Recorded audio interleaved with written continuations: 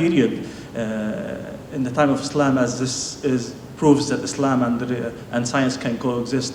I think there's many historical factors and contexts that should be taken into account, but at the end of the day, there was a lot of tension, between what is called the Islamic authority, because that's the issue with authority, any religious authority, that the claim that they have the key to the truth and that the truth is handed to them, and you're not allowed to participate in it. So they might give you a couple inches to talk about certain things, but once they realize that you're challenging their authority, problems will arise, and that's what happened in the history of Islam, as in Christianity and other religions. Thank you.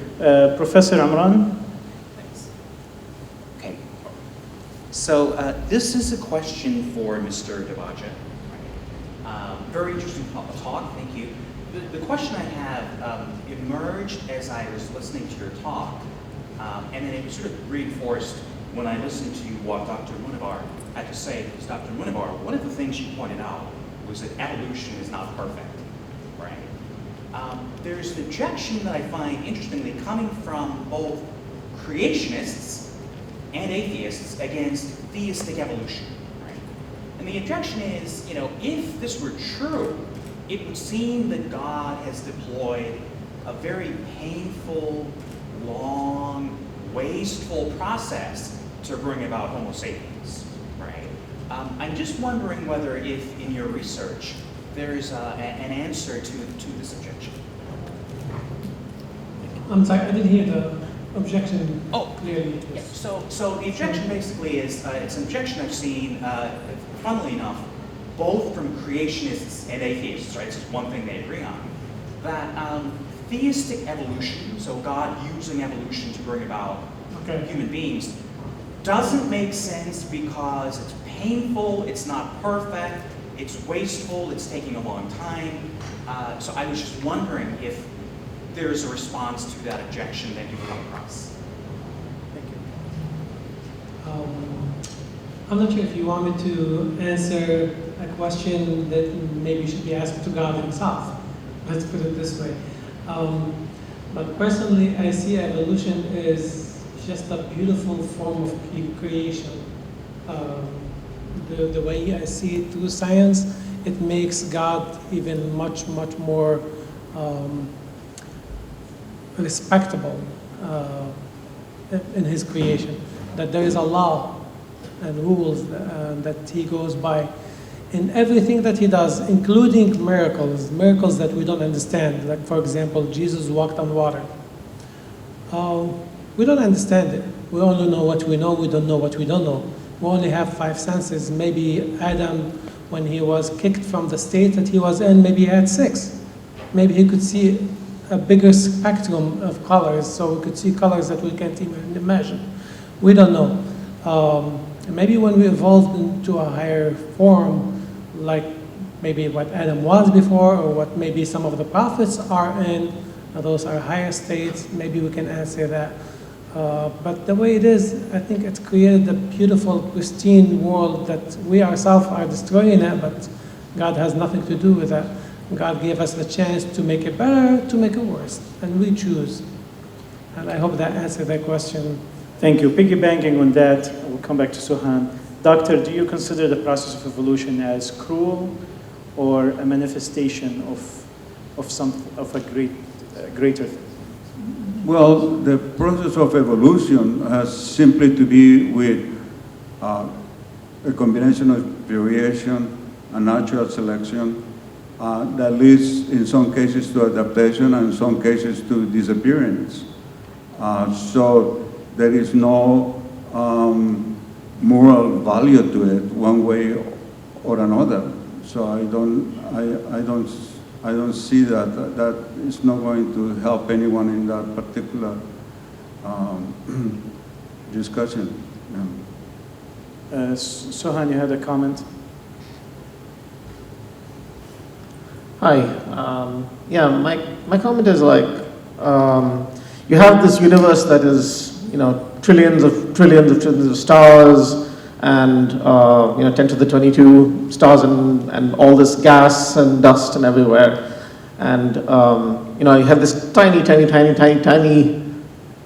blip of life on for a minuscule amount of time on this one planet, on one star.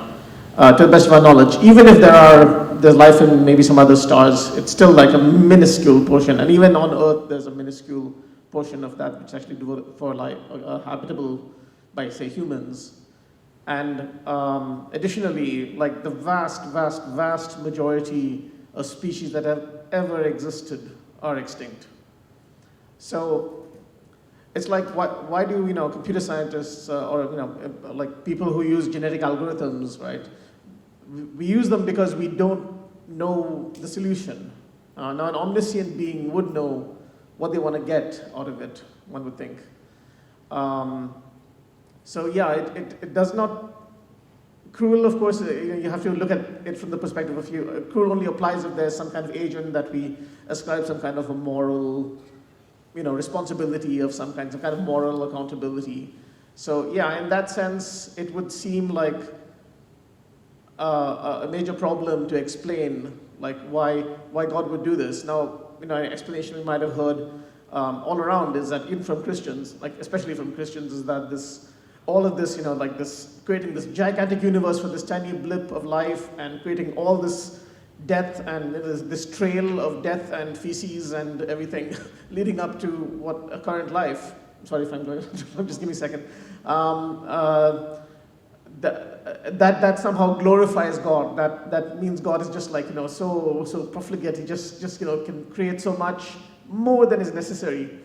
But just imagine if the universe were instead just like an earth, just the earth, just like a flat plane or something, surrounded by a firmament, like a bubble of firmament, and nothing else beyond, and it was just us, no evolution.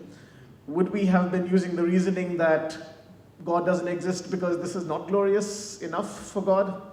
I don't think so. So this kind of seems like a situation which is constructed so that God can never lose. Okay, final comment, Dr. Munawar. Can I say something? Okay. I think to add to your question, I think it causes problems, this idea of evolution that is not perfect and that has no moral. It causes more problems to intelligent design people. Because if you look at what we have and a lot of things that actually, any good engineer would have actually done much better job. So I think it causes problems to people who claim that if you look around, there's a lot of proof for intelligent design, when in reality, if there was a designer, things could have been done much better than to leave it to a process of adaptation and change based on challenges. Thank you, Doctor. Dr. Munawar. Well, this reminds me actually of the so-called argument from evil against the existence of God. And it goes like this: God is supposed to be omnipotent, that is, he can do anything that he wants to. Anything. And he is supposed to be omniscient, that is, he knows everything, and he is good. So if evil things happen in the world, he could have arranged things so it wouldn't happen that way. But he didn't. So he's either not good, or he doesn't know, or he is omnipotent. He's not omnipotent, excuse me. So either one of those will show that God doesn't exist, because for God to exist, he has to have those properties. So that is a problem for religious people, especially the ones who take the sacred books literally. For people who are not religious, I don't see why that is a problem at all. Actually, that's a way of finding out what to expect and what not to expect. Under certain conditions, for example, more complex organisms may be at a huge disadvantage. So my question is for Mr. Dabaja. With respect to evolution, it's nice to see Muslims, more Muslims, and modern day heading toward trying to find some reconciliation. I myself, of course, I'm not a believer anymore, but I feel like we're trying to start with fitting the Quran into what is becoming unavoidable in modern science, that we have to find a way to accept it. So when we look at Christianity, we see that creationism the sort of, snap your fingers, Adam and Eve on earth, that story has more literal credence from the Bible. Then we see the Quran, instead of clarifying that as a misconception, uses language which is very amenable.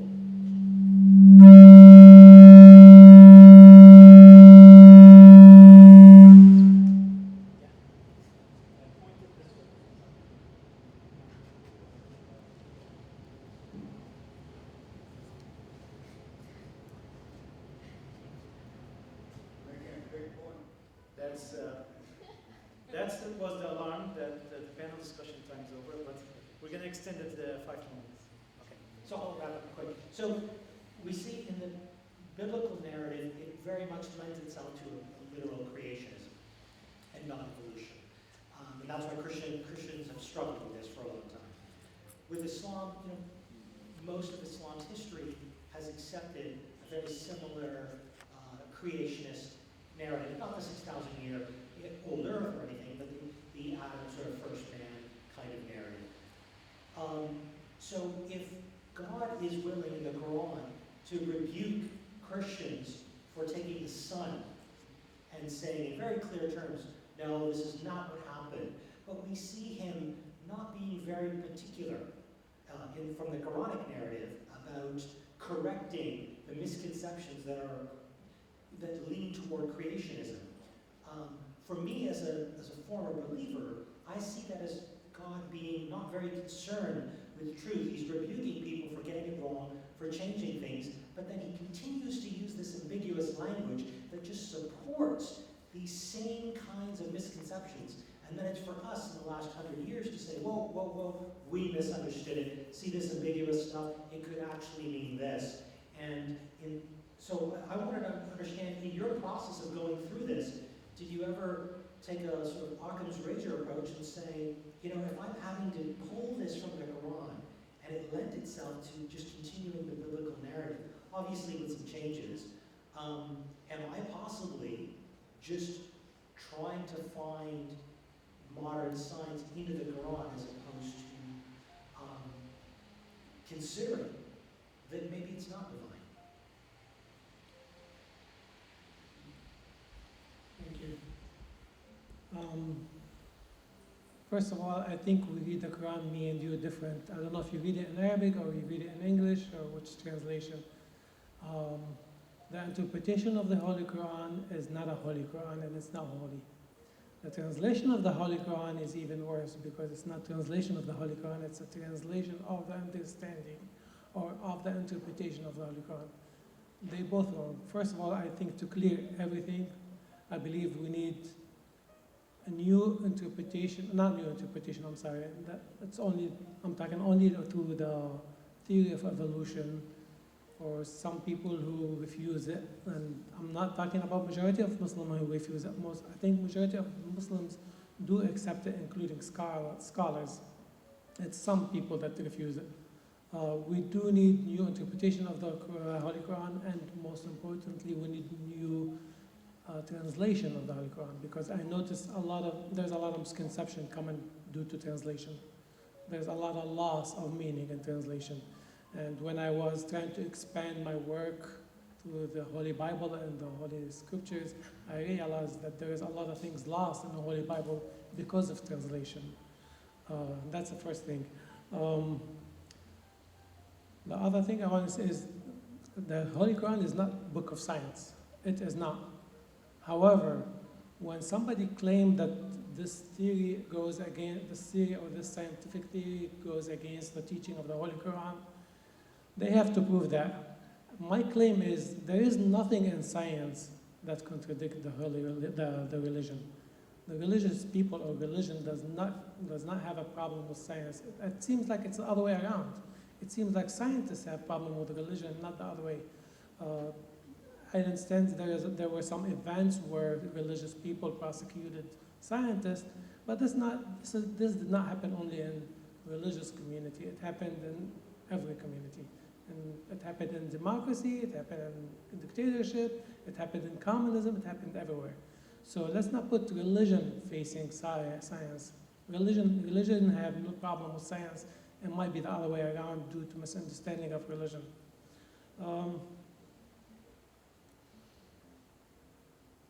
Okay, That's all I have to say. I don't know if I answered the question or there's anything else in it. Thank you, Radon. We'll continue. I know this is a complex discussion. We'll continue during the free time. Alish. All right, so I have a couple of questions. I am a professional creative. So when somebody says, I see beauty in this and beauty in that, I always like to investigate what is so beautiful about the approach.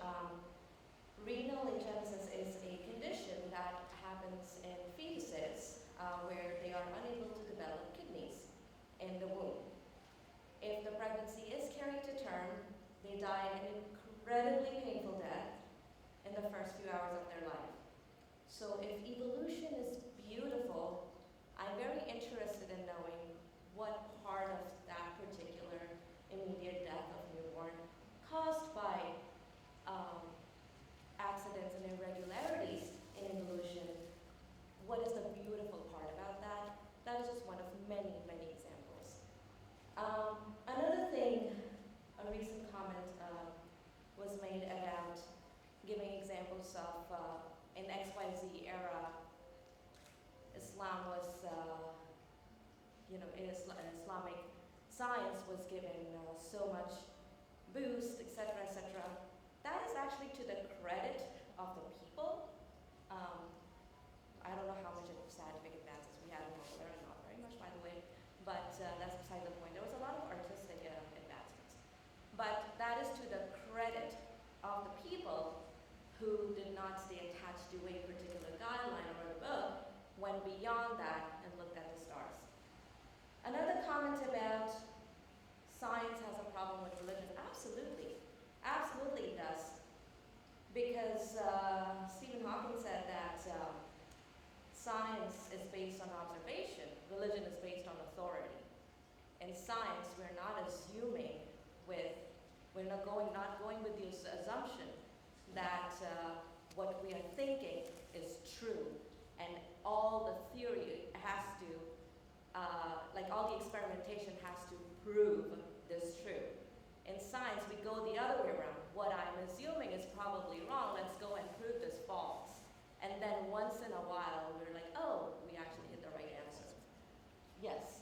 So, science has a problem with religion because religion is based on authority, and that's one of the biggest reasons why science and religion will remain incompatible, because science changes views based on evidence. Religion has a permanent tenet.